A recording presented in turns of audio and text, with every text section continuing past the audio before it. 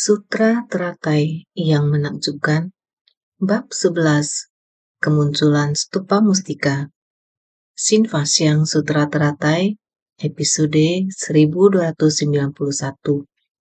Secara luas merespon pada segala kapasitas, laksana rembulan yang dipantulkan pada segala permukaan air. Buddha Prabhutaratna, karena ketiadaan jalinan jodoh, sehingga tidak berjalan seperti keinginannya. Para hadirin melihat stupa mustika muncul dari dalam bumi dan mencapai batas langit. Sekarang para Buddha berolahraga sama-sama ingin membuka stupa. Maha Pratibhana memahami kalau semua orang di tengah sangga memiliki keinginan yang sama. Bersungguh hatilah untuk menghayati, juga berharap semua orang akan mengingatnya dengan baik. Ketika mendengarkan sutra, harus terhubung satu sama lain. Yang terpenting, demikianlah setiap hari terus mengulangi dan mengingatkan semua orang menyerap dharma ke dalam batin. Harus menghayati dengan bersungguh hati. Harus tahu, stupa Buddha Prabhutaratna muncul di persamuan dharma. Sebagai kesaksian munculnya stupa Buddha Prabhutaratna di persamuan dharma tersebut, makna pentingnya fenomena ini kita harus menghayati dengan sangat mendalam. Ini karena dengan batin kita sangat erat kaitannya. Batin kita dengan dharma, bagian naskah ini adalah tidak boleh diabaikan. Maka akan terus mengulangi untuk mengingatkan stupa mustika. Buddha Prabhutaratna karena ketiadaan jalinan jodoh, sehingga tidak berjalan seperti keinginan. Demikian semua orang di batin. Apakah ini membangkitkan ingatan? Apakah ada ingatan yang muncul? Karena telah berbicara dengan semua orang. Buddha Prabhutaratna memiliki satu tekad hati yang belum terpenuhi, adalah masih belum membabarkan Sutra Teratai. Kenapa Sutra Teratai pada era Buddha Prabhutaratna tidak dapat memenuhi ikrar ini? Karena kurangnya jalinan jodoh. Tidak memiliki kondisi untuk memiliki murid yang meminta ajaran ini. Karena demikian, tidak memiliki sebab dan kondisi untuk mengungkapkan harapan mendasar. Semua Buddha memiliki ajaran yang sama. Tekad hati setiap Buddha adalah pengajaran sempurna. Setelah membabarkan dharma, ingin memenuhi tekad hatinya, yaitu membabarkan dharma harus sempurna. Namun Sutra Teratai masih belum dibabarkan adalah karena kekurangan jalinan jodoh dengan orang-orang berkapasitas yang sesuai.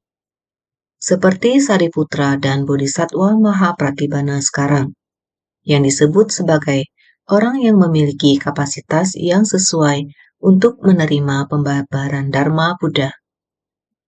Di tempat pembabaran Dharma, semua Dharma yang dibabarkan Sang Buddha sangatlah menakjubkan.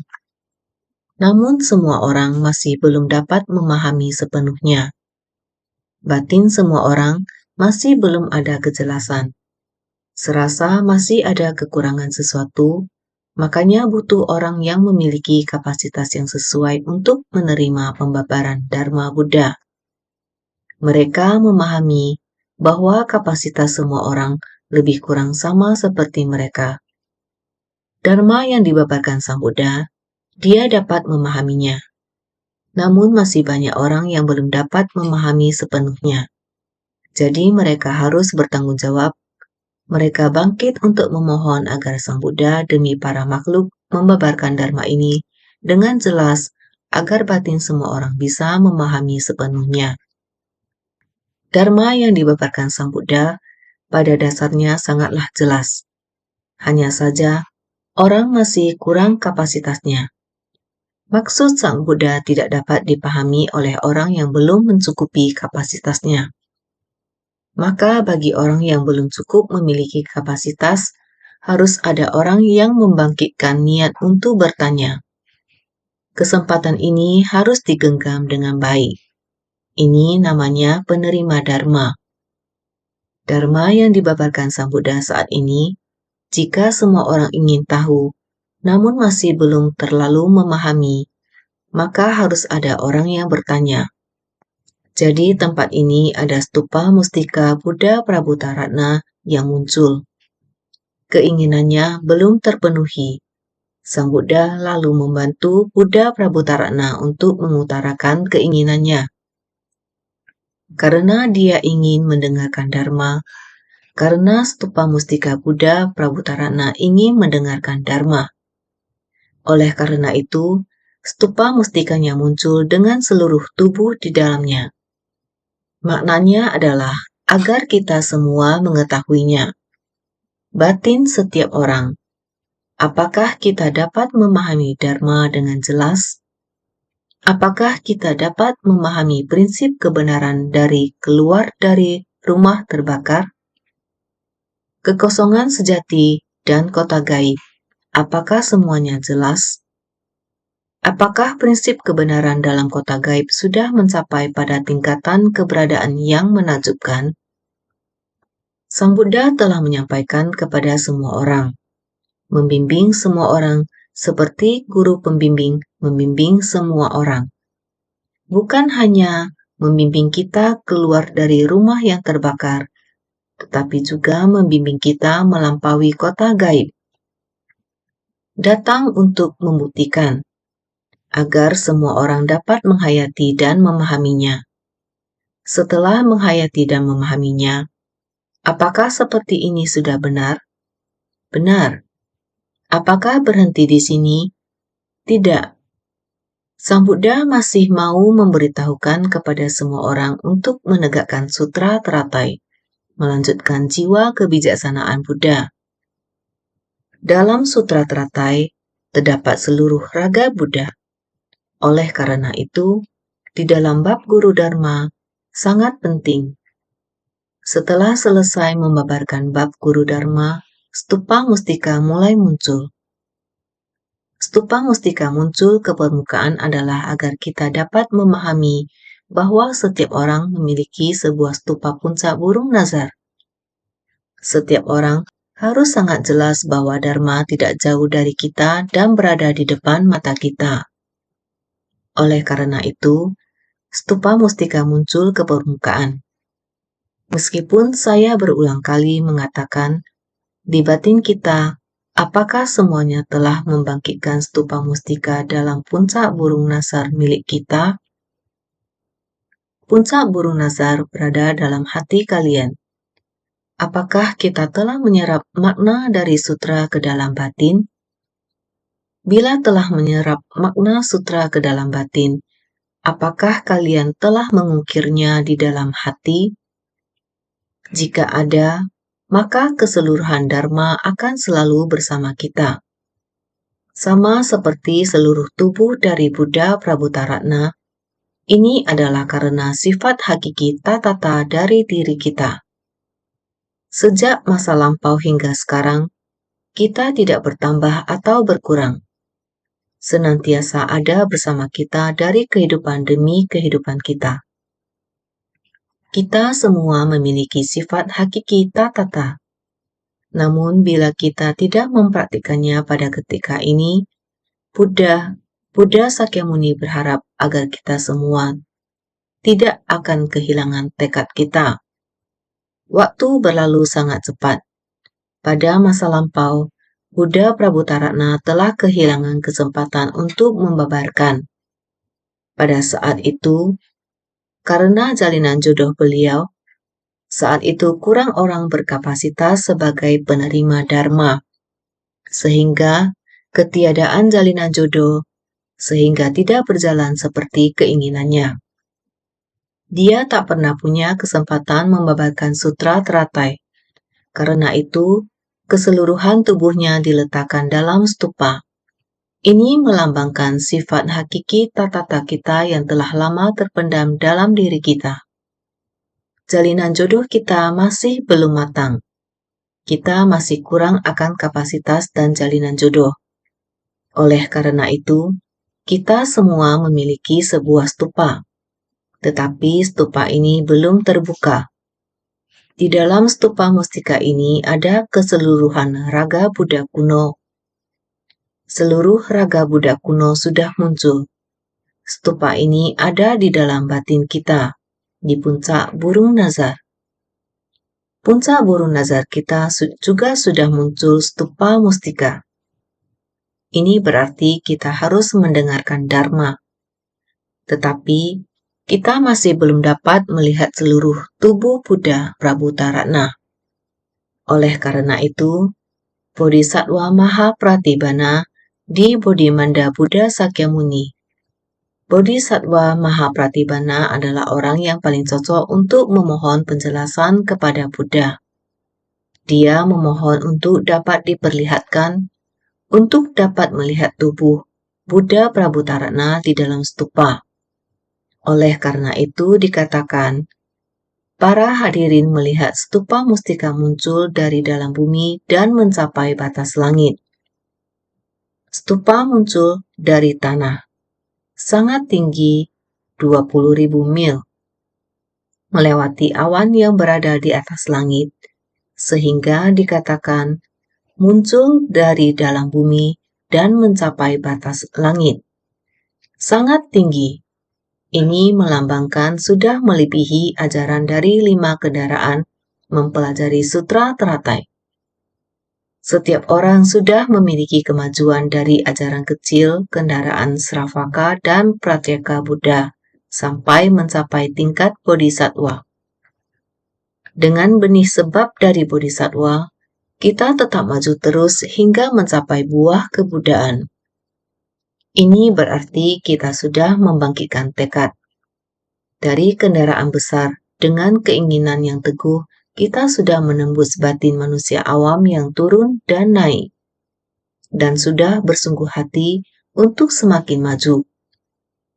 Inilah yang dimaksud dengan muncul dari tanah dan terus berkembang sampai ke atas langit. Maka dari itu, sekarang para Buddha belahan raga sama-sama ingin membuka stupa. Karena Buddha Sakyamuni mengetahui bahwa para makhluk mendengarkan Dharma. Para murid ini mendengarkan Dharma dan ikrarnya sudah terbuka lebar, telah membangkitkan tekad luhur. Oleh karena itu, Buddha Prabhutaratna seharusnya muncul. Bodhisattva Mahapratibana mewakili semua orang untuk memohon Dharma. Sang Buddha berkata, Buddha belahan raga semuanya harus berkumpul. Sekarang, para Buddha belahan raga sama-sama ingin membuka stupa. Semuanya telah hadir, mengetahui niatan Sang Buddha, semuanya kembali ke tempatnya. Segala dharma kembali ke tempatnya, duduk di bawah pohon mustika. Etika dan tata krama duniawi semuanya telah ada. Pemandangan ini menggunakan wujud sebagai perumpamaan. Sebetulnya ini adalah dharma. Dharma yang sangat penting di dalam penggalan sutra ini. Oleh karena itu, Mahapratibana memahami kalau semua orang di tengah sangha memiliki keinginan yang sama. Bodhisattva Mahapratibana mengetahui para sangga, murid Buddha memiliki keinginan yang sama. Jadi inilah harapan para hadirin persamuhan. Semuanya berharap dapat membuka stupa mustika, melihat Buddha kuno. Semua orang memiliki keinginan ini. Seperti apa sebenarnya sifat hakiki demikian adanya? Setiap orang pada dasarnya telah memiliki. Apakah kita sendiri belum menyadari semuanya? Seperti apa bentuknya? Maka di sini mengatakan pada hadirin berharap membuka stupa mustika dan melihat Buddha kuno. Para hadirin berharap stupa mustika terbuka dan melihat Buddha kuno. Kekuatan ikrar dari Buddha Prabhutaratna perlu mengumpulkan para belahan raga, juga memungkinkan para hadirin pada ketika itu untuk mengetahui betapa banyaknya belahan raga Dari itu diketahui kalau para Buddha berkumpul demi membuka stupa. Kita semua seharusnya mengerti tentang Buddha kuno ini. Setiap orang memiliki sifat hakiki kebudaan. Sejak zaman dahulu, tidak bertambah ataupun berkurang mengikuti kita datang dan pergi. Maka, kekuatan ikrar dari Buddha Prabhutarana perlu mengumpulkan para belahan raga. Buddha Prabhutarana menggunakan keinginan Buddha Prabhutarana sebagai contoh. Karena beliau tidak berkesempatan mengungkapkan harapan mendasarnya, sehingga beliau memiliki ikrar demikian. Selain mendengarkan sutra, saat ini beliau juga berharap semua ajaran Dharma terdahulu dikumpulkan kembali. Ibarat Ananda, sebagaimana yang kudengar, Dharma yang tidak terdengar 20 tahun yang lalu, Sang Buddha ingin mengulanginya. Dengan demikian kita baru dapat mendengar Dharma sekarang ini. Seharusnya prinsip yang sama. Maka jika ingin melihat keseluruhan tubuh Buddha Prabhutarana, harus mengumpulkan seluruh belahan raga Buddha. Memungkinkan para hadirin pada ketika itu dibutuhkan agar seluruh belahan raga Buddha tiba di tempat, yang artinya Dharma yang harus dikumpulkan kembali. Para hadirin ketika itu, untuk mengetahui betapa banyaknya belahan raga, beliau menginginkan semua hadirin untuk mengulas kembali Dharma, membahas kekosongan dan keberadaan dari kecil hingga besar, membalik dari kecil ke arah kendaraan besar. Terdapat berapa banyak Dharma di dalam proses ini, jadi mau memberitahukan semuanya. Untuk mengetahui betapa banyaknya belahan raga, dari itu diketahui kalau para Buddha berkumpul demi membuka stupa. Jadi tahu sebenarnya terdapat berapa banyak Dharma di masa lalu, seperti mengetahui belahan raga Buddha, seberapa luas bibit kebajikan yang telah ditanam. Dharma dari bibit kebajikan ini semua seharusnya muncul ke permukaan. Kita semua coba pikirkan kembali, seperti ceci kita yang sudah 50 tahun. 50 tahun, dimulai dari tempat ini, dalam waktu 50 tahun dapat menggabungkan Dharma ini dengan semangat filosofi sudah tersebar di tempat yang begitu jauh dan begitu luas. Belum lama ini, tahun 2016, banyak insan suci yang melakukan kegiatan suci di seluruh dunia. Berkumpul di Taiwan, termasuk anggota Tima Suci, dan relawan dari banyak negara. Bukankah ini adalah belahan raga dari Dharma? Tahun 2016 di awal bulan November, insan suci dari seluruh dunia akan datang kembali untuk dilantik. Sebelum mereka dilantik, mereka sekarang masing-masing menjalani pelatihan relawan. Setelah waktunya tiba, mereka akan kembali untuk dilantik. Dimulai dari awal November, mereka semua akan berkumpul di sini. Beginilah dengan waktu. Dharma menyebar, kita harus terus meninjau Dharma dan berusaha untuk menghayati dan memahaminya. Dharma kini mulai menyebar luas dari sini. Dharma yang sama digunakan oleh banyak orang. Mereka menjalankan Dharma ini dalam membantu orang yang membutuhkan.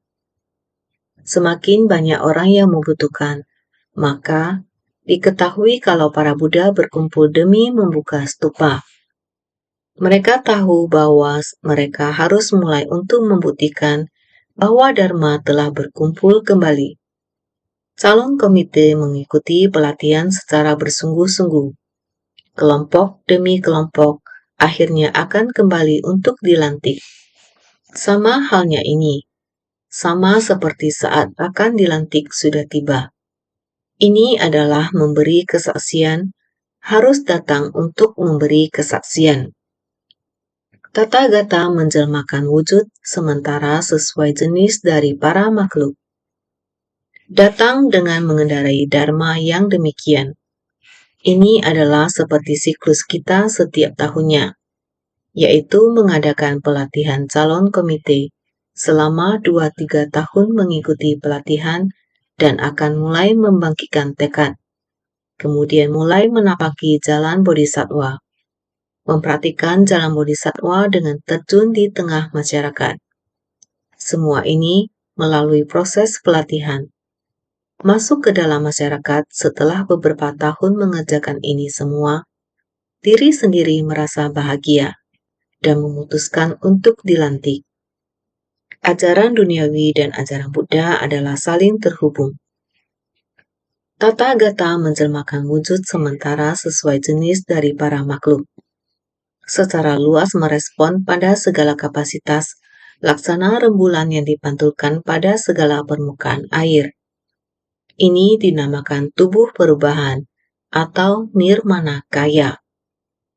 Sama seperti Tathagata yang datang dan pergi dalam merespon pada ajaran sejati. Demikian pula, insan suci harus melewati pelatihan. Mereka dilatih untuk membantu orang banyak. Dengan ini mereka mulai mirip seperti tubuh perubahan Buddha. Tubuh perubahan diumpamakan laksana rembulan. Tubuh perubahan harus merespon pada segala macam kapasitas. Dibutuhkan banyak orang untuk merespon pada kebutuhan orang yang tak terhitung jumlahnya. Contohnya, topan Megi. Hujan deras turun di selatan Taiwan. Karena curah hujan yang terlalu tinggi di area pegunungan di selatan, akibatnya tanah longsor. Di selatan Tainan terjadi banjir. Ketika ada anak-anak yang pergi sekolah, setibanya di sekolah, bangunan sekolahnya telah terendam banjir. Kantor guru dan ruangan kelas para murid semuanya telah terendam banjir. Sehingga kegiatan sekolah anak-anak harus ditunda sementara waktu. 7 atau 8 sekolah mengalami ini. Jadi pemerintah dengan segera mengumumkan penundaan kerja dan sekolah. Karena hujan yang sangat deras, sekolah telah terendam banjir. Area perumahan juga terendam banjir. Rumah tempat tinggal orang-orang juga terendam banjir. Insan suci lalu berkumpul, menggerakkan ratusan orang, dimulai dari Tainan dan Kaohsiung. Mereka berkumpul bersama, lalu terbagi dalam beberapa tim, dan mulai menyiapkan makanan. Mereka menyiapkan nasi kotak hangat dan terus menyalurkannya, dan mendengarkan keluhan para lansia. Mereka ketakutan. Ada juga yang menceritakan, kemarin kami tidak ada tempat yang bisa dipakai untuk tidur, dan hari ini juga seharusnya tidak ada tempat untuk tidur. Lihatlah, di luar sudah banjir. Air di dalam juga tidak kunjung surut. Sudah menggenang hingga ke atas ranjang. Tidak tahu lagi malam ini bagaimana tidurnya. Mendengarkan keluhan atas kesulitan mereka dan ketakutan para orang tua lanjut usia, ada yang tinggal sendirian tanpa ada listrik dan air bersih, tidak bisa masak, dan para bodhisattva ini pun muncul, dan membagikan tim secara merata mereka bergerak. Inilah respon dari para bodhisattva terhadap apa yang dibutuhkan para makhluk. Dan dampak bencana di Kaohsiung jauh lebih berat. Daerah pegunungan longsor dan bebatuan mengalir turun menimbun rumah penduduk. Polisi dan tangkap darurat mulai mencari korban. Mereka telah tiba di tempat.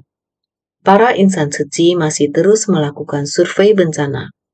Dan insan suci yang tinggal di sekitar sana segera menyiapkan makanan hangat. Segera mengajak orang untuk turut memasak, untuk bisa memberikan makanan kepada mereka yang sedang menanggulangi bencana. Juga untuk mereka yang dapurnya sudah tidak bisa dipergunakan untuk memasak. Ada yang rumahnya masih tergenang, dan ada yang sedang membersihkan rumahnya. Lihatlah, demikian yang disebut sebagai bodhisattva. Menjelmakan wujud sementara sesuai jenis dari para makhluk, secara luas merespon pada segala kapasitas. Inilah ketika para makhluk sedang membutuhkan, mereka akan merespon dan muncul.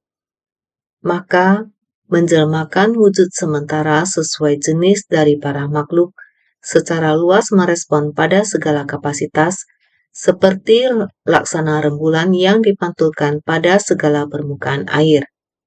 Ini dinamakan tubuh perubahan atau nirmana kaya. Laksana rembulan yang dipantulkan di permukaan air, asalkan terdapat air di atas tanah, baik air danau, air sungai, air sumur, maupun genangan air, ataupun di atas tanah, genangan di air yang sedikit saja, atau setoples air, asalkan terdapat rembulan di angkasa dipantulkan di permukaan air. Ini sama artinya dengan bertransformasi. Meskipun laksana rembulan di permukaan air, akan tetapi pada kenyataannya terdapat rembulan seperti Dharma. Dharma yang dibabarkan Sang Buddha telah masuk ke dalam batin kita. Sebenarnya pantulan rembulan di permukaan air ini seperti Dharma yang dibabarkan oleh Buddha Sakyamuni, terpantul di dalam batin kita.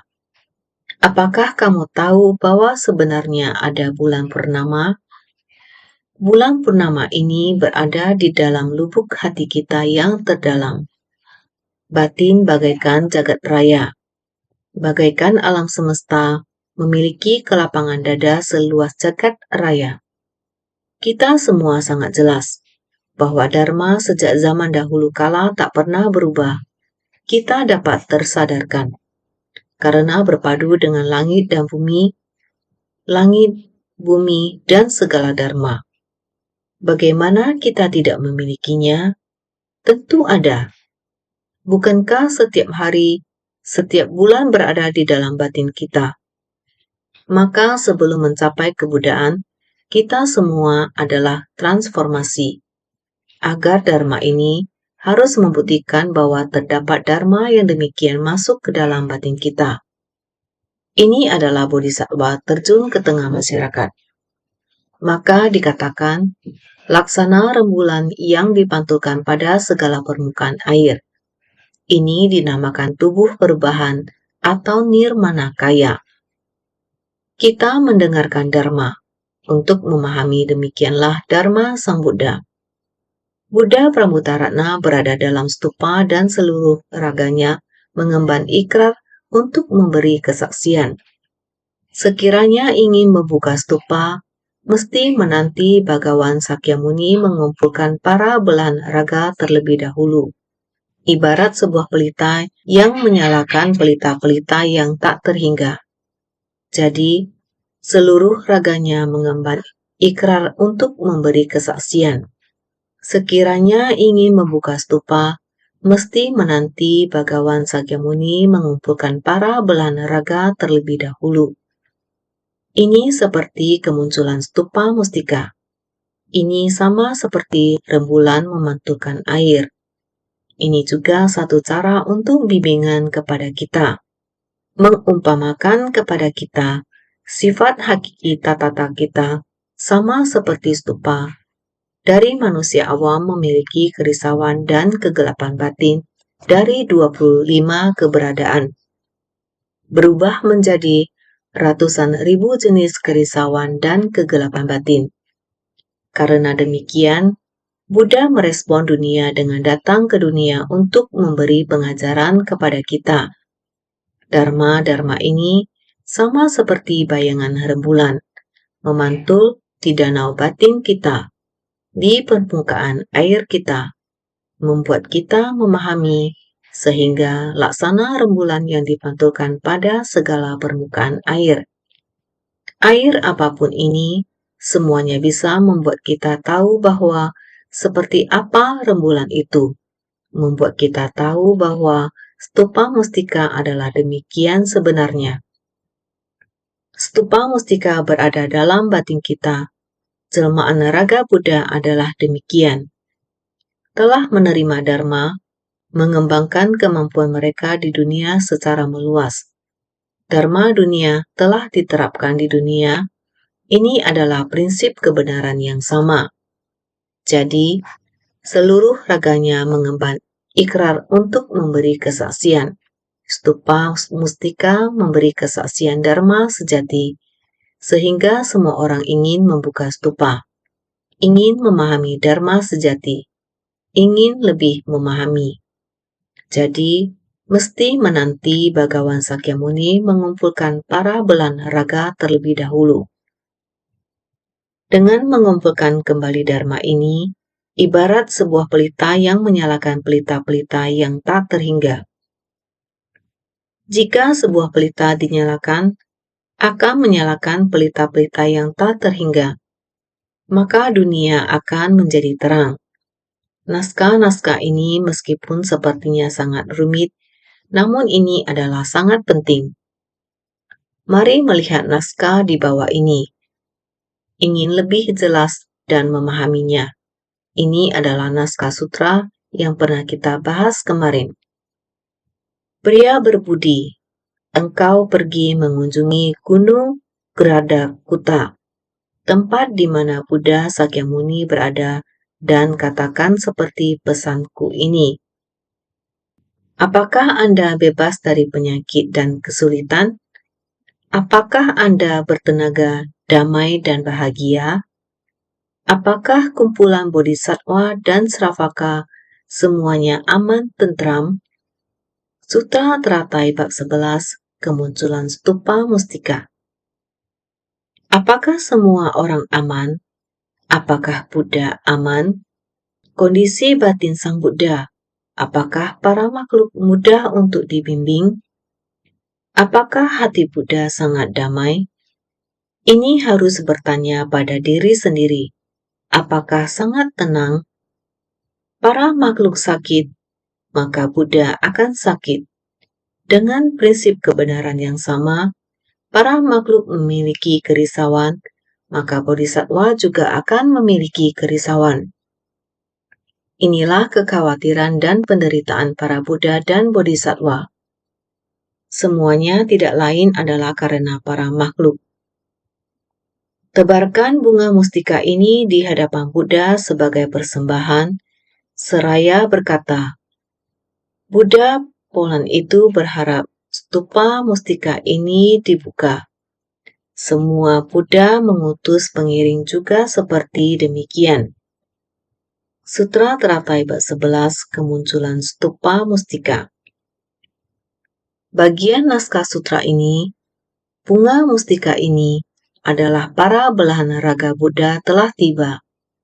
Utusan pengiring juga menggunakan bunga mustika dengan hati yang paling hormat dan paling tulus untuk dipersembahkan kepada Buddha. Namaskara dan menyapa. Dengan menaburkan bunga mustika ini di atas Buddha, ini adalah ladang pelatihan yang sangat agung. Ini adalah sehabis dengan hati paling hormat dan paling tulus menaburkan bunga mustika sebagai persembahan, selanjutnya menyampaikan maksud dari Buddha mengutus mereka, menyelesaikan tata krama ini. Tebarkan bunga mustika ini di hadapan Buddha sebagai persembahan. Sehabis dengan hati paling hormat dan paling tulus menaburkan bunga mustika sebagai persembahan, selanjutnya menyampaikan maksud dari Buddha mengutus mereka. Baru mulai menyampaikan maksud dari Buddha. Seraya berkata, Buddha Polan itu, saya adalah pengiring yang diutus oleh Buddha Polan itu. Artinya, sekalipun merupakan Buddha belahan raga dari Sakyamuni, akan tetapi setiap Buddha memiliki gelar masing-masing, makanya dikatakan Polan. Seraya berkata, Buddha Polan itu, sekalipun merupakan belahan raga dari Sakyamuni, akan tetapi setiap Buddha memiliki gelar masing-masing, makanya dikatakan Polan. Ketika kita berbicara kepada semua orang, tidak semestinya setiap orang memiliki nama yang sama. Dengan Dharma ini, orang dengan nama yang berbeda Semua orang dapat menggunakan dharma ini. Menggunakan dharma ini untuk diajarkan kepada orang yang berbeda. Prinsip yang sama.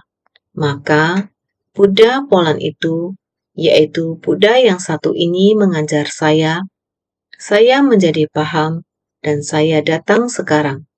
Mewakili orang yang mengajar saya telah datang seperti orang yang akan menjalani pelantikan.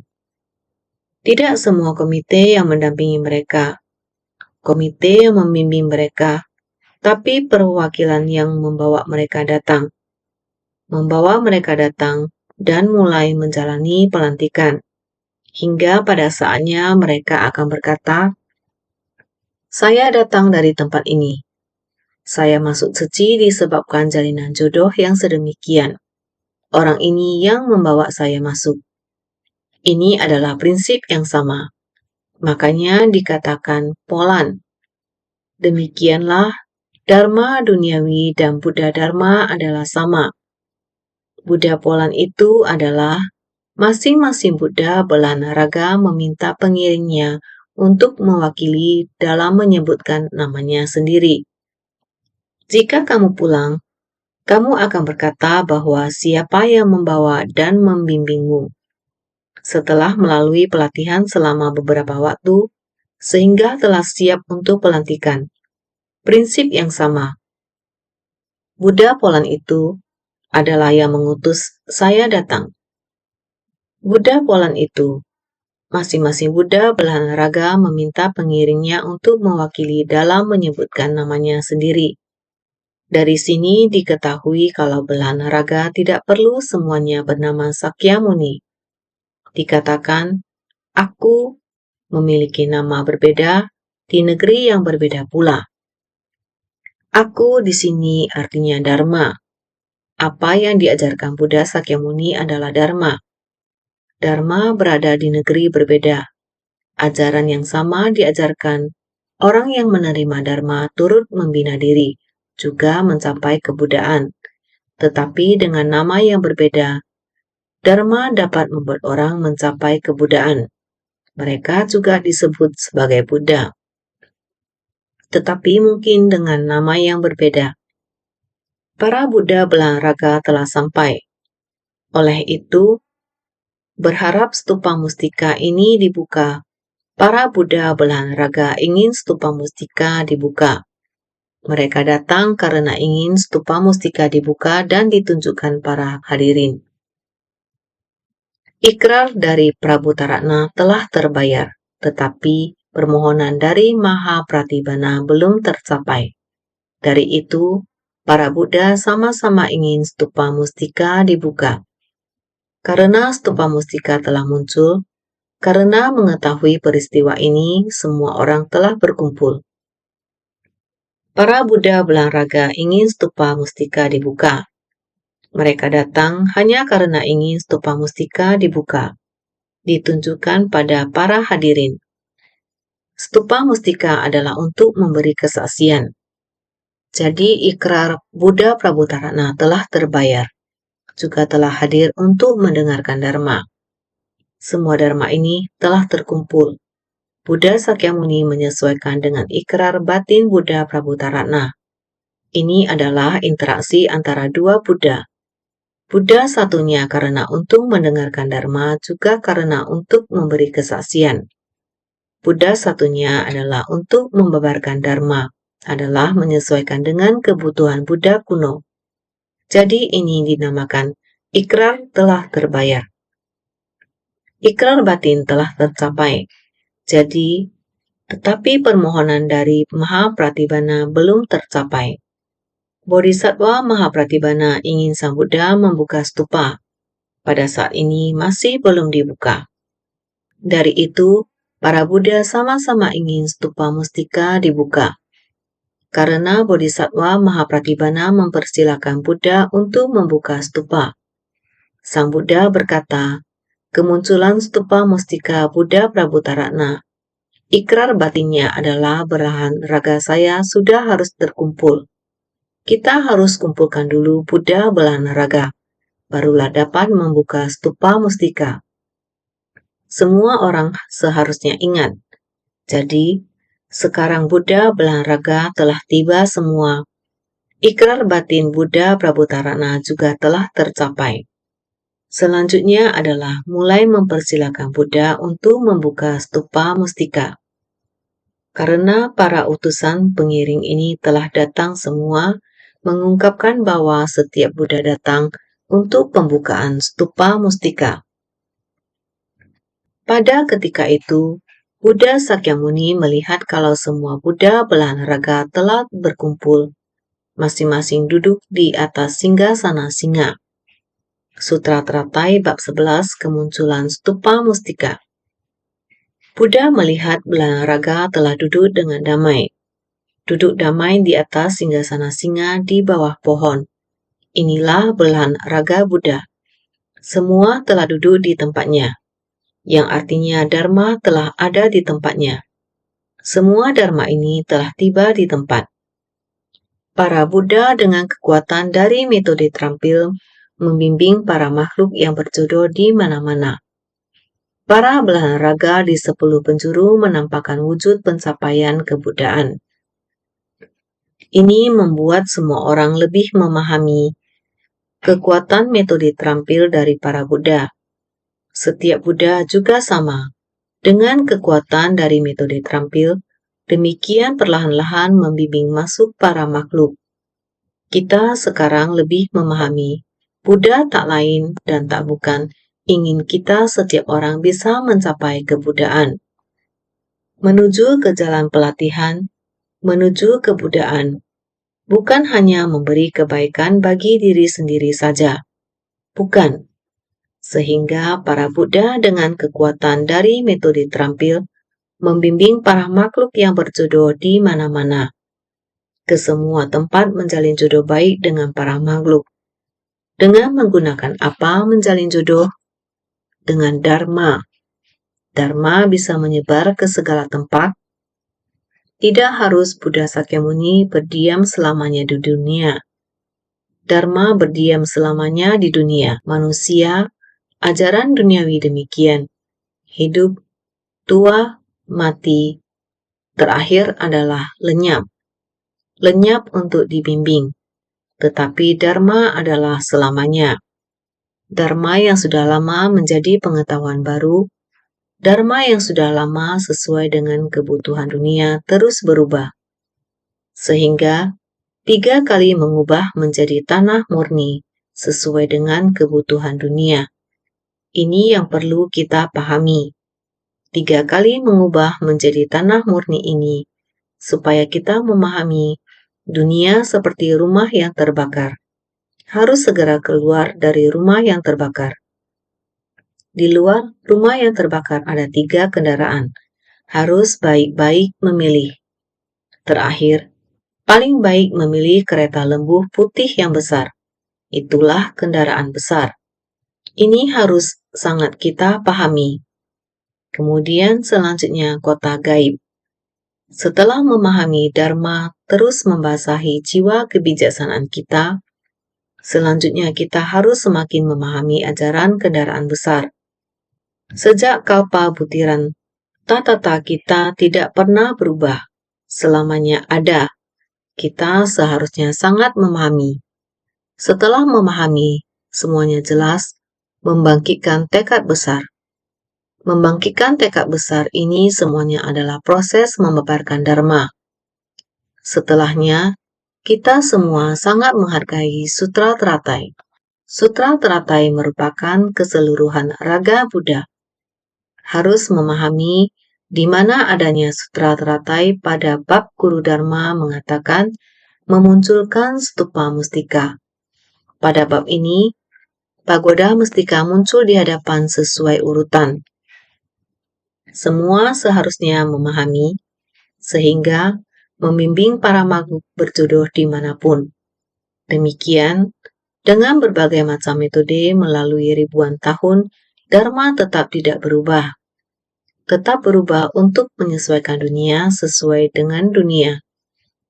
Seperti rembulan mendekati permukaan air, tidak peduli seperti apa, asalkan ada air, laksana rembulan yang dipantulkan di permukaan air.